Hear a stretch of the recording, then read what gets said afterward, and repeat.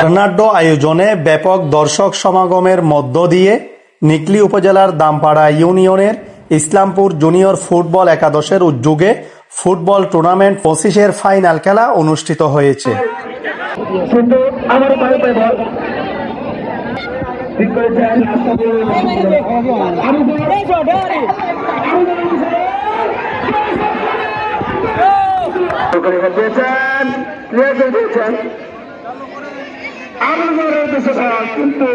শুক্রবার বিকেলে দামপাড়া কারার মাহতাবউদ্দিন উচ্চ বিদ্যালয় মাঠে বর্ণাঢ্য ফুটবল ফাইনাল খেলা ও পুরস্কার বিতরণী অনুষ্ঠান সম্পন্ন হয়। খেলায় উত্তর দামপাড়া জুনিয়র ফুটবল একাদশ বনাম দক্ষিণ দামপাড়া জুনিয়র ফুটবল একাদশ মোকাবেলা করেন।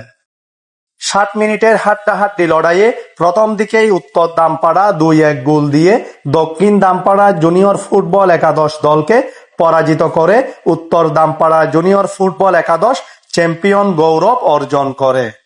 খেলায় প্রথম দিকে কিছুটা বিশৃঙ্খলা সৃষ্টি হলেও আয়োজকদের ব্যাপক ভূমিকায় আইন শৃঙ্খলার অবনতি ঘটেনি।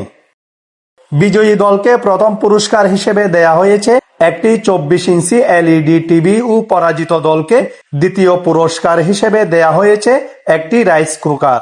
এছাড়াও খেলোয়াড়, অতিথি, রেফারি সহ সংবাদকর্মীদেরও পুরস্কার তুলে দেন। ইসলামপুর জুনিয়র ফুটবল একাদশের সভাপতি নাহিম মাহমুদ মুয়াজের সভাপতিত্বে প্রধান অতিথি ছিলেন দামপাড়া ইউনিয়ন বিএনপির সভাপতি ইঞ্জিনিয়ার আলী হোসেন।